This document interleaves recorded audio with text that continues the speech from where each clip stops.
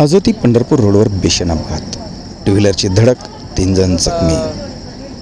सामाजिक कार्यकर्ते सचिन शिंदे अर्थात अंकल, माजी ग्रामपंचायत सदस्य करकम यांनी वेळीच दखल घेऊन अपघातग्रस्तांना पंढरपूर येथे औषध उपचारासाठी हलवले. कॅमेरामनसह पंढरपूर तालुका प्रतिनिधी विजय नलवडे, MK न्यूज, आजोती.